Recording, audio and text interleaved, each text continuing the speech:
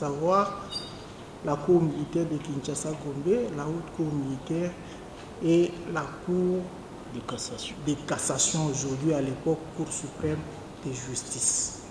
Cela étant,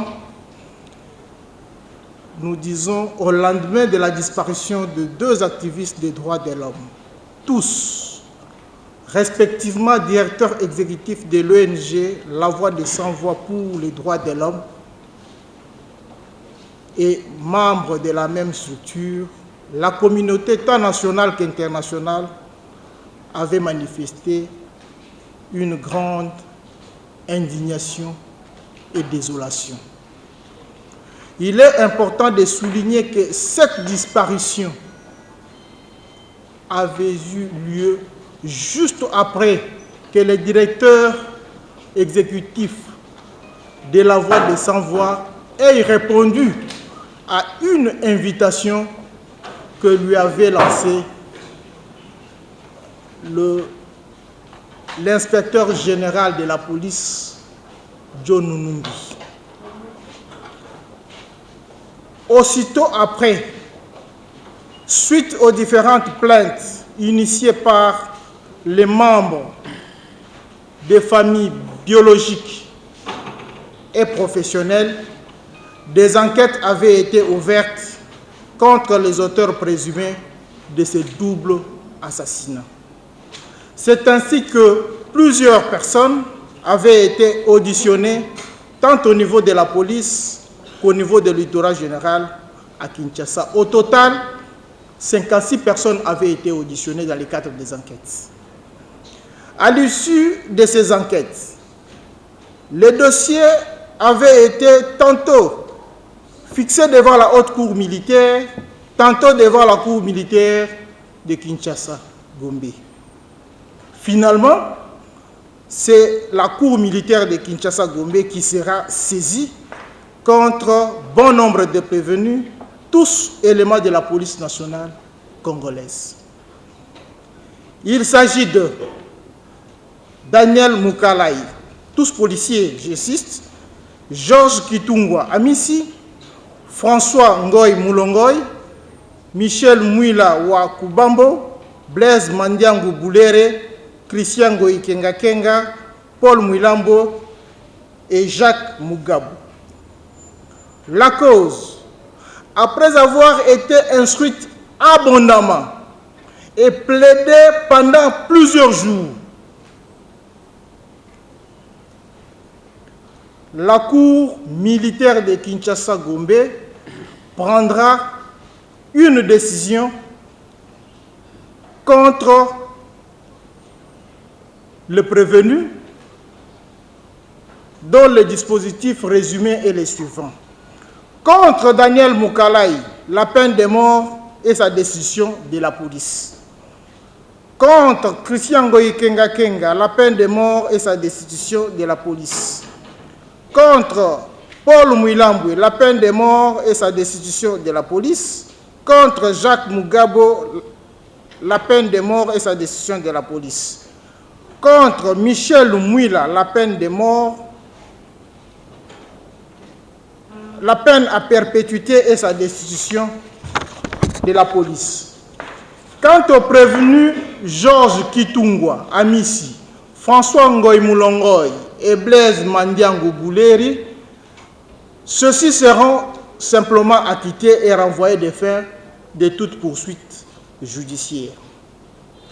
Quant aux intérêts civils postulés à l'époque,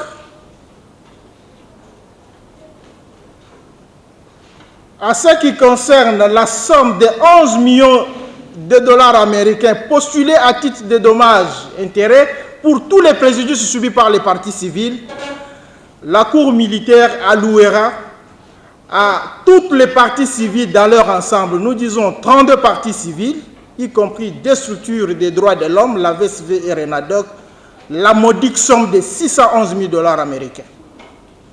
Non satisfait du verdict, dans son ensemble, toutes les parties civiles, voire même les prévenus, avaient interjeté appel devant la haute cour militaire.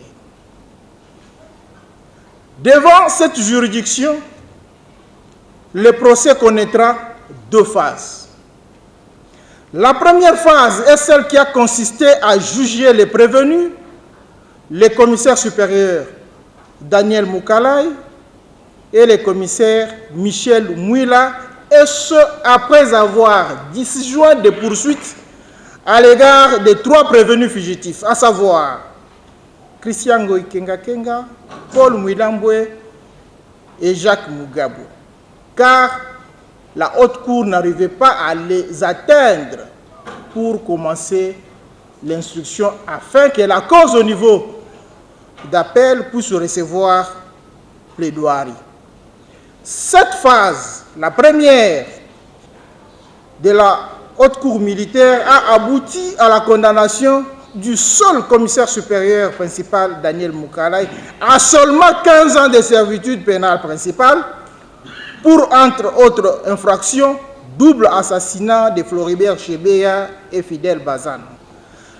Le prévenu Michel Mouila sera, quant à lui, acquitté et renvoyé des fins de toute poursuite judiciaire. Quant aux intérêts civils, les dommages-intérêts pour l'ensemble des parties civiles seront majorés de 611 000 $ à 715 000 $ pour l'ensemble des préjudices subis par les parties civiles, au total 32. Cependant, 7 ans après ce verdict et après arrestation à Lubumbashi des prévenus Christian Ngoï Kenga Kenga et Jacques Mugabo, la haute cour militaire sera obligée de reprendre l'instruction de cette cause dans sa phase d'appel à l'égard des fugitifs arrêtés, et dans l'entretemps, le prévenu Paul Mouilambwe, qui était en exil, manifestera sa volonté de retourner au pays pour être jugé au même moment. Au cours de l'instruction, pendant cette deuxième phase en appel, le parquet militaire, l'auditorat, mettra la main également sur d'autres policiers dont le rôle joué dans le double assassinat n'était pas négligeable, et tous ceux-ci ont été entendus à titre de renseignants, étant donné que techniquement, la haute cour militaire ne pouvait pas les transformer en prévenus, étant donné qu'elle était dans sa phase en appel.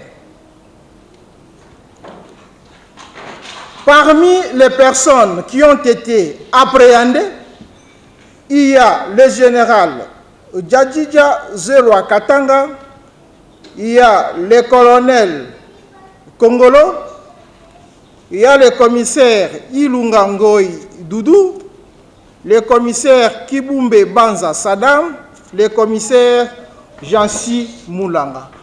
Tous ces renseignants se trouvent en détention et attendent que leur sort soit fixé par la haute cour militaire.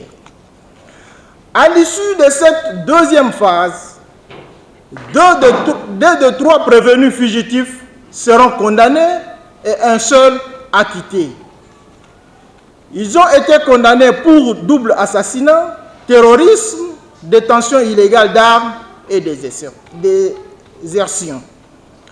Il s'agit de Christian Ngoï Kenga Kenga, condamné à la peine de mort avec la confirmation de sa destitution de la police, et de Jacques Mugabo, condamné à 12 ans de servitude pénale principale avec sa destitution de la police.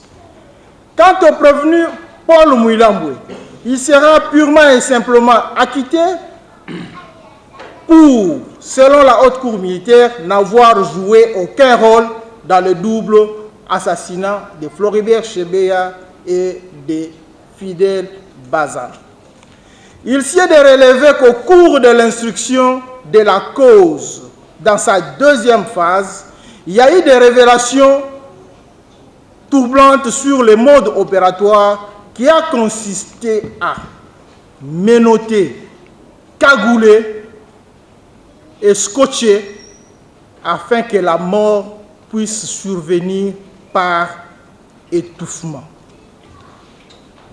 Pour l'instant, les parties civiles, toutes unanimes, attendent avec impatience le deuxième procès en ce qui concerne tous les suspects qui sont dans les collimateurs de l'auditorat général en rapport avec ces doubles assassinats. Il s'agit notamment de certains policiers entendus en appel dans la deuxième phase à titre de renseignement que la haute cour militaire ne pouvait pas transformer en prévenu. Je l'ai souligné si haut. Il faut également relever qu'il y a un grand obstacle pour la tenue de ce deuxième procès, à savoir le grade du général John Numbi. Il est général d'armée, c'est-à-dire ayant 4 étoiles, alors que le premier président est l'auditeur général en ont 3.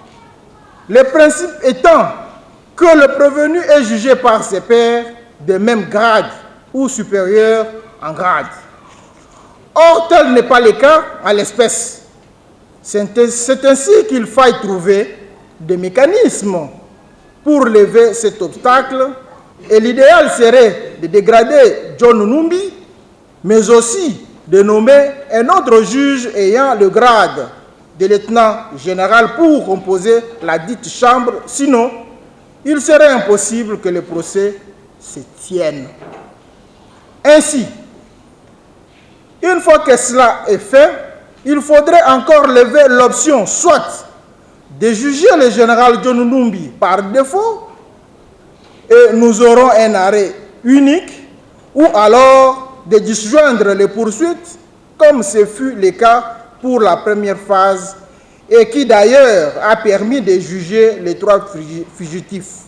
Donc, il faudrait croiser les doigts et attendre le jour où l'on mettra la main sur lui pour le juger au regard de toutes les préventions mises à sa charge. Tels sont les faits de la restitution du procès depuis 2010 jusqu'à ce jour en 2024. Votre simple serviteur, Maître Elie Mbikaï, membre du collectif.